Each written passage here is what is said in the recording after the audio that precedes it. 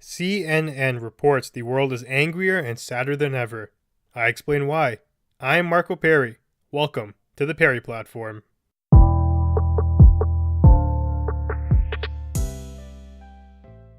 You may be asking yourself, wow, why only one news article today? Well, it's because the topic we're going to be tackling is a pretty large one, and I feel really strongly about it, so I wanted to dedicate the entire length of an episode to really breaking down the scenario and explaining it to the best of my ability. Without further ado, let's just dive right into it. Today, CNN reports that people worldwide are sadder, angrier, and more fearful than ever before. They based this off Gallup's annual Global State of Emotions report.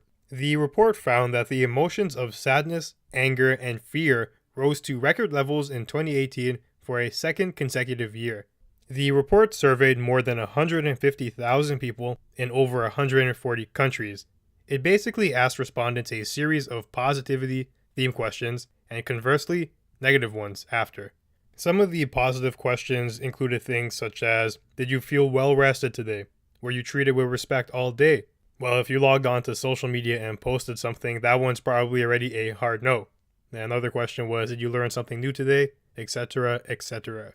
The negative questions involve things such as, did you experience physical pain, worry, sadness, stress, anger, etc. Based on questions like those just discussed, they were able to identify trends among certain groups of people within countries, and they used that to predict the behavior of the whole. It was interesting to note that Americans are growing more stressed, angry, and worried despite a growing economy. This is a clear indication that money really isn't everything. From the results of the survey, the 10 most negative countries were Chad, Niger, Sierra Leone, Iraq, Iran, Benin, Liberia, Guinea, Palestinian territories, and Congo. On the opposite side of the spectrum, Latin American and Scandinavian countries performed quite well. If you take a second to look at the bottom 10, you can quite easily imagine why they might be victims of negative emotions. These places face crisis on a daily basis, and they are also not economically strong. It's a double whammy and highly unfortunate. The suffering abroad is astounding in many regards, but I want to focus on the implications of this for North America though, namely Canada and the United States. Why are we so angry? Why are we so sad? And why are we so fearful? In my opinion, the answer to those questions lies largely in part to 5 things. The first is a lack of purpose, then a disregard of meaningful relationships. Third, a growing sense of helplessness. Fourth, the violent polarization of politics. And fifth, social media. Now, before I get into my analysis and discussion, I have to point out that the title of this article is misleading as hell. The world is sadder and angrier than ever? Do you not know how long ever is? We're comparing the plague, the dark ages, the time of peasantry, World War I, World War II, the Nazis, and a horde of other demons. This is just ridiculous. We are in some of the best times to be alive ever. Things can always be better for sure, but to make the case that people are sadder and angrier now than ever before is complete nonsense. It's either they're painting a highly sensationalized picture to push a narrative, or people really are forgetting how much sadness and misfortune the world can truly hold. They don't even have the data to make such a broad claim. At most, they can say in the last decade or so, but what they've done here is just an obvious attempt at clickbait. This ties into the first cause of sadness and anger that I want to discuss, a growing sense of helplessness. You hear so many times, the world is a terrible place. People are sadder than ever. They are madder than ever. We are on the brink of an apocalypse. Voting doesn't matter. Education doesn't matter. Everything's a lie. Faith is a waste of time. These narratives seem to be the dominant wave that come crashing through. If you based your worldview strictly on the headlines in the news, I couldn't blame you for feeling sad. We've eroded the social fabric and replaced it with a perpetual state of feeling screwed. People are feeling more and more helpless day by day. This has given rise to nihilism, the belief that life is meaningless. I'll take the opposite stance here though, and say this is far from the truth. Feeling helpless just means that you fail to recognize the power within not only yourself, but also the collective. Things may be a certain way now, but they don't have to be like this forever. Take any problem you can think of. I assure you there is a way out of it. Maybe a light at the end of the tunnel. Now, you can argue that that light might just be another train hitting our way, but we can always figure out how to deal with that too. This is life. You don't like the way politics looks? Get involved and have your voice heard. You can change the way people think. You feel like the environment is being neglected? Get involved and make a change. It starts with you. Stop driving your car around and throwing crap on the side of the streets. Get yourself in order and then contribute to a movement. You feel like you're not getting enough sleep. Learn to prioritize and understand yourself. You want to lose weight. Be serious about following a diet and going to the gym. Do I sound insensitive? Maybe. I understand this is a hard topic, but that's life, and you need to hear this to adapt. You are not helpless, despite what the media wants you to believe. That saying is even more true when you consider the power that banding together has. As a group with a shared goal, your potential is almost limitless. It's easy to see the world as evil once you succumb to these narratives, but we have it good, and we need to strive for better. The core lesson here is take individual responsibility serious and wake up. The next issue I see is a lack of purpose that continues to grow within our society. In previous generations, things were easier in terms of purpose. You could also argue they were easier in terms of a lot of other things too, but let's stick with this for now. So purpose. That came in large part due to the dominance of religion. It was basically a blueprint for purpose, finding it within a higher power and the afterlife. As we grow more secular, we need to adapt or we enter the realm of nihilism. I believe a major issue here is people trying to pursue happiness. Do what makes you happy as long as you're happy. Happiness is the ultimate goal. No, these are all wrong. As I've said before, life is simply not happy. Happiness is a luxury. We need to change the way we view it. It's much better to treat happiness as a byproduct of another higher aim. If you are in pursuit of happiness as your ultimate goal, it's already impossible to maintain that for long. When you slip from happiness, you feel lost and are drawn to ways to bring yourself back up. Typically, that comes in the form of things like drugs, alcohol, sex, etc. Think about it. Life is full of misery. Even if you do reach a state of happiness, it's at odds with the way life is moving. You need a more stable aim, or else you're going to be lost trying to pursue something that's impossible to maintain. Your purpose needs to stem from outside of individuality. There's something called a collective, and that's where your focus should be. Collectives range from sizes and group structures. You can think of any number of them that would be applicable. Having a family is a collective. Having a neighborhood is a collective. A community, a city, a country, or even the whole world. These goals will sustain you and provide meaning.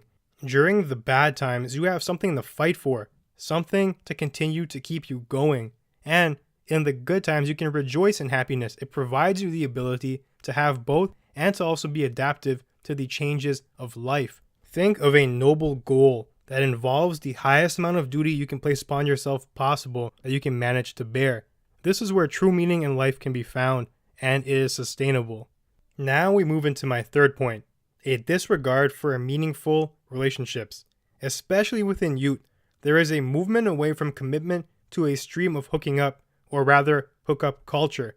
Telling someone you are thinking long-term and aiming for devotion is sometimes seen as odd. Well, it can certainly be odd if you're creepy about it, but it doesn't have to be that way. Set a goal for yourself. If you treat every encounter with the opposite gender as purely sexual with no emotion behind it, you are staying away from the basic human desire of connection.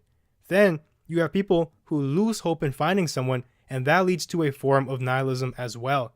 Oh, I can't find a good guy or girl, so I'm just going to join the movement of hookup culture.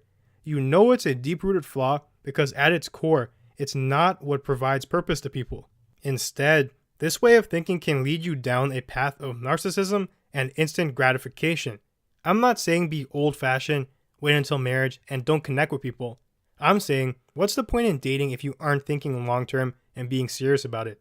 Develop a vision for yourself. Be upfront about what your goals are, and if you want something real and your partner doesn't, then it's a clear sign of incompatibility. Meaningful relationships expand your focus of life away from just yourself.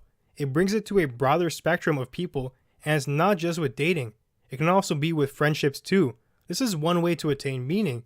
If you just want to chase momentary happiness, then hookup culture is the path for you. But don't be mistaken. It's not what's going to lead you away from misery. Now we move on to the fourth pillar of my argument, the growing polarization of politics. It used to be that everyone had the same goal of wanting what's best for the country, and there was disagreement about what the ideal path to that was. Now, everyone is at each other's throat, and they see the opposition as a villain. People are threatening violence, slandering, and if you're not in agreement with them, then you're also a part of the problem. You've been identified as the enemy. Freedom of speech is under fire, and we continue to see more and more radicalized headlines meant to push agendas and increase tensions. I learned from Ben Shapiro.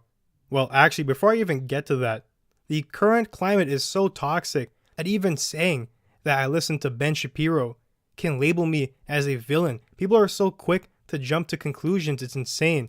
So let me get back to this point, because Ben Shapiro is a highly intellectual individual with a lot to offer society. It's a shame that many have closed their ears to him though.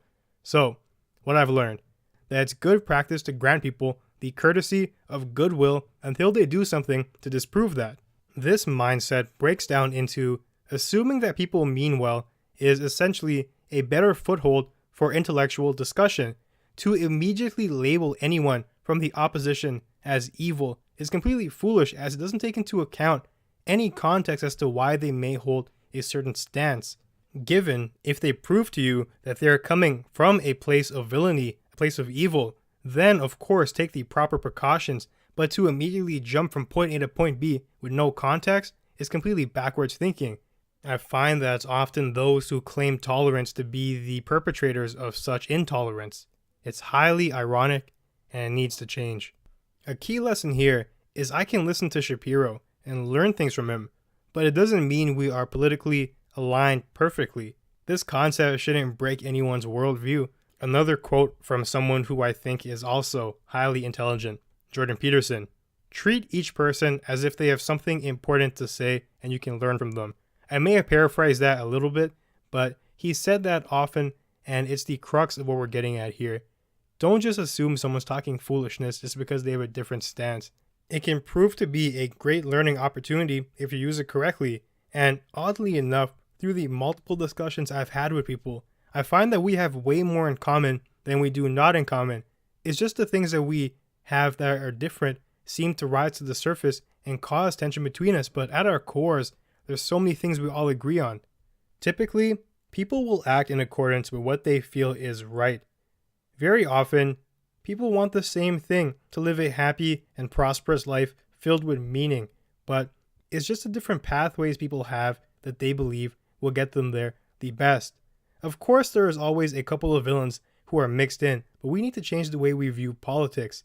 It's much more sound to view it as people having a shared goal, shared traits, and shared values, but there's this difference in the way we want to express those things, as opposed to seeing the opposition as evil demons. It's just not productive to a developed society. And those mindsets are leading to you feeling increased levels of sadness and anger. When everyone's your enemy, you don't feel loved, you don't feel like you're getting anywhere with anything. It's compounding the issue, and we can't seem to identify why. Well, I'm telling you, this is exactly the cause of it. Now, finally, my fifth pillar, which is social media. This is more of a catalyst, I would argue, which amplifies a lot of the other issues. It's not really an issue in and of itself. First of all, anonymous contact with people provides the opportunity for us to give in to our vices. It removes an element of human interaction, which acts as a sort of barrier between what you want to do and what you actually do.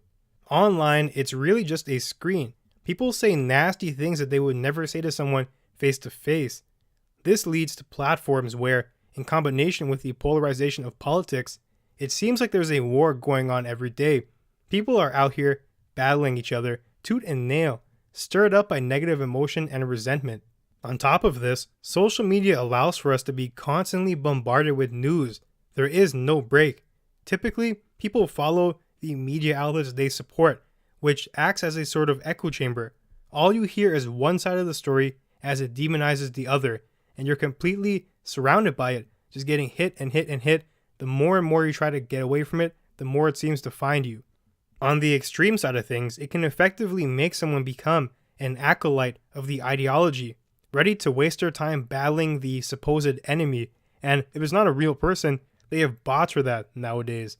It's not a productive worldview.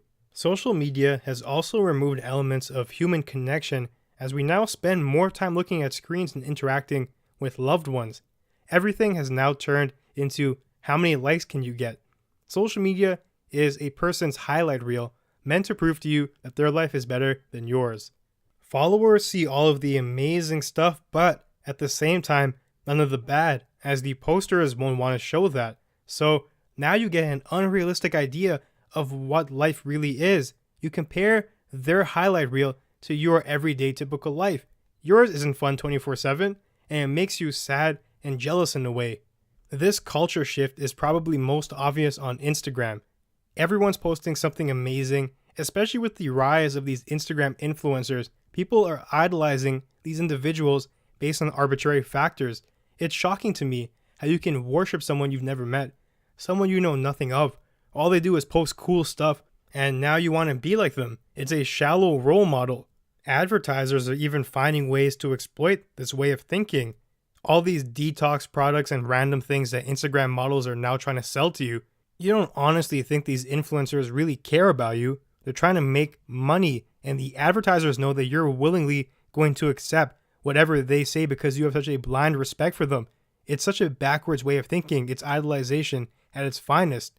It's a very different situation if the person you are following has character to them and they are trying to better you or better the world. But oftentimes from what I've seen, it's simply not the case.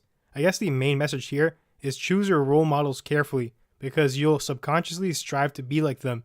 You want the best possible goal and outcome. And actually, one more thing on the topic of social media. Don't be so eager to compare your life to their highlight reel. They're not showing you all the intrinsic things that happen throughout their days. It's only the best of the best. Be realistic and understand that you are living the life that you have been given. Make the most of it, and don't be perpetually complaining and trying to compare it to someone who seemingly has it better. I assure you they're dealing with demons of their own. So these 5 pillars that I've identified come together in a way that warps our perceptions of reality and results in people putting out headlines that in 2019, people are more mad and angry than ever before. Especially in North America, it doesn't make sense. It doesn't have to be this way. These pillars are standing in our way as a society, blocking us from truly ascending past these negative emotions.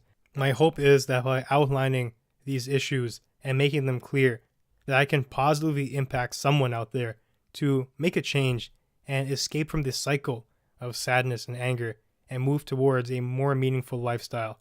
That would be the ultimate reward for me. Well, that about does it for today's episode of the Perri platform. I'll see you soon.